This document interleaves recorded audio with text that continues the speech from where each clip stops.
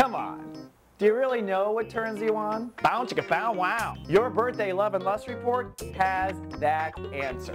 Be prepared to be shocked. We know everything with your date of birth. This video covers it all, top to bottom. What's your greatest strengths? How do you love? How you love? And your greatest lesson, which is often a weakness. These videos are so accurate, you will be stunned and probably turn the volume on low. Check out Secrets of Birthdays at secretsofbirthdays.com. Soul Garden.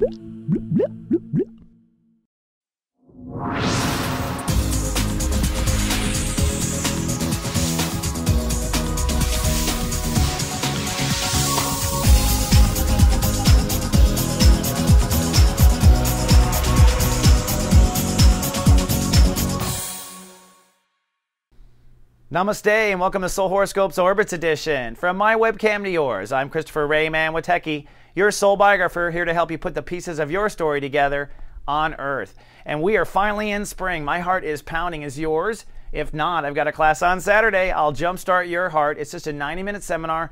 It's a webcam workshop. We're working interactively on camera. And by the way, some of my best comedy comes out in these classes. Just guess anyone who's taken it. They're at soulmart.me for more information and tickets. And I got another little exciting announcement. We are going back to our soulgarden.tv brand. That's because we're expanding. We've got soulgarden.me, the community, and soulgarden.tv, our nonprofit television network, which we say now is for the people, by the people.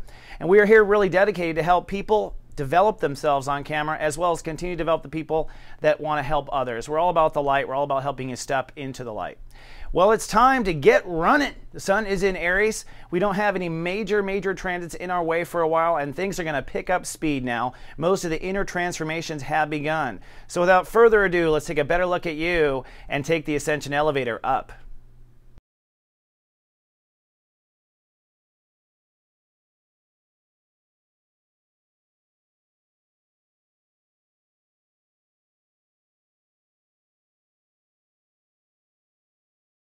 Hello my Capricorns, and welcome now to 33,000 feet, where we get a bird's eye view of you. And this is for Capricorns, Capricorn risings. And also this is, if you bought a Lightcast report card, our soul executives, because you get the job done. But right now it's all about home, family, and foundation. This week we move into chapter 2 of Sun in Aries. It has been a turbulent road in 2013 so far. The universe has called for you to shed and step away from emotional baggage and perhaps childhood drama. Now, because Aries is the part of you that is emotional, you are kind of like a rock. I think a lot of Capricorns have to fall off of some sort of emotional cliff to know they're having a problem. You just really aren't built to break down emotionally, but the universe is calling for you to go ahead and break down, decide, and move forward. Once that happens, we move into this week, reflection. So a lot of deep reflection this week on your moods, your history of moods, and the way you want to feel. Now, you might be doing some literal transitions with home and family or relocating.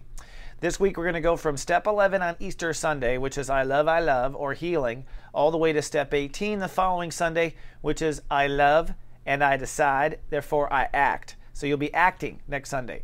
So in other words, you're going to figure out your moods and then decide where you're going to point your moods. Notice Venus and Mars there conjunct at step 20. That is passion, master shui up there.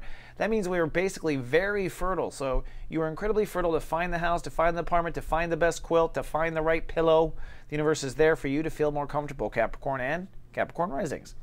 All right, so now it's time for my favorite part of the show, where you see what is above is also below. And I like to overlap, so of course let's begin with Sunday. On Sunday, or Easter Sunday for those who celebrate, is cloudy but content.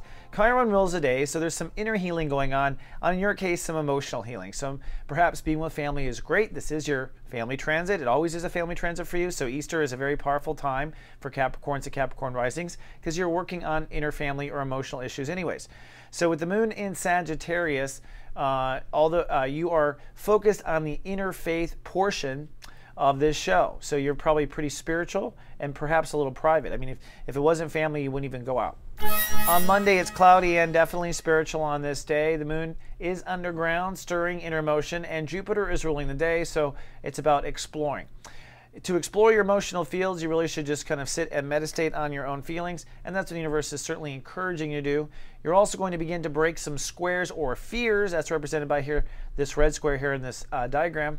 And those are fears between your ego, the I am consciousness, trying to be strong, trying to move forward, and then your feelings, feeling vulnerable, feeling like a baby, feeling like you want to be picked up, finding the resolution between the two. The truth is, when it comes to action and moving forward, that's a day-by-day, step-by-step process that you already know what to do. When it comes to nurturing yourself, it's going to take a few weeks, but you're going to learn. So that's how I basically put it for you. All right, on Tuesday it's cloudy, but you have stabilized if you're a little worried, and you're more stable than the rest of the planet. The moon moves into Capricorn, so emotions actually are working there for you. You want to release the old ego, but since you just had 2 days of inner speculation, I don't think you're feeling the Uranus breakdown like the rest of the zodiac signs today. But there is breakdown. Uranus pulling the rug out from people. Now for you that might mean emotionally, so you might have something surprise you at home or surprise you with your emotional foundation calling for you to stand up. But again, because the moon is in your sign, I think you're feeling more stable than the rest of the races. Now there is that double yod going on for another week. This universe being very clear with us, I think, on what to focus on when things get turbulent or we are confused. On the one hand, the very tip of one yod is Jupiter in Gemini. On the other, Saturn in Scorpio, which of course is retrograde. So for you, you don't want to move backwards into old places in society. That's what Saturn retrograde is saying. You may not know where to go next. You may not know who your group of friends are around the corner, but you should know where not to go, and you might be tested on keeping those boundaries up at the end of the day for that. Jupiter in Gemini says, you may not be super happy with your health or super happy with your lifestyle, but you know where it wants to be, so just stay forward and keep moving forward on that no matter what. So those are the secrets of the universe, thanks to those yods. That's God talking there. Wednesday, cloudy but cool. The moon is in your side. Mercury rules the day, and so it's moving forward. Mercury means it's time to communicate, reach out and touch someone. Remember that old AT&T commercial? But it is time to connect, and you might want to reach out and touch someone. This is time to put the dots together. You might want to pick up the phone, arrange for the place. This is a time to put out an ad if you were going to rent your place or you're going to call about a place. This is where information will flow. And after all, the moon is in your sign. I say cloudy because I think you're still pretty pensive. On Thursday, it's sunny and feeling rather valuable. Good day to manifest. The moon shifts into Aquarius, shifting your focus now to a detached I want.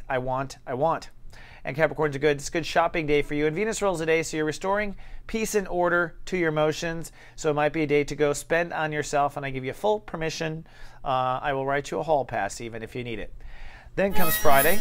Sunny and manifesting on Friday. The moon shifts into a good condition for you to pull in what you want, so just own that you deserve it. Neptune rules the day, so intuition is allowing you to get to the bottom of just where things might be misfiring in emotion. So if you can't tell if it's a daddy issue or your first husband, Neptune rules the day. Log in and just kind of see. You'll figure it out. Now, one thing I do want to point out is that Neptune ruling the day, Neptune in Pisces itself, all right, is a big issue. It was last month's issue, of course, and that is thinking. So the way you think, your message, your approach, this is a kind of a, I guess you could say, a subplot going on. On Saturday, you're feeling groovy, sunny and decisive. Saturn rules the day. Say that 10 times with seashells. The moon in Pisces makes you very pensive, but I think it allows you to get quickly to your decision. You know how you feel, you know what you think, let's do it. So I think you're going to be feeling really sharp. Anything you want to execute on behalf of your emotions or your estate, I would say Saturday is a day to do it. Then Sunday, sunny and super chit-chatty, most likely. Mars rules the day. So you're wanting to move forward with emotional progress. Now that could turn into anxiety if you have procrastinated the whole week of taking care of yourself. So there could be a little spike of anxiety if that's the case. But that energy is meant to get the job done. And if you're feeling anxiety, clean your house. You'll feel so good just investing directly in your emotional support structure. Now the moon in Pisces makes you a bit pensive, and really you're supposed to heal from old mind games, not fall into them. So cautious to that. All right, Capricorn, let's fly home.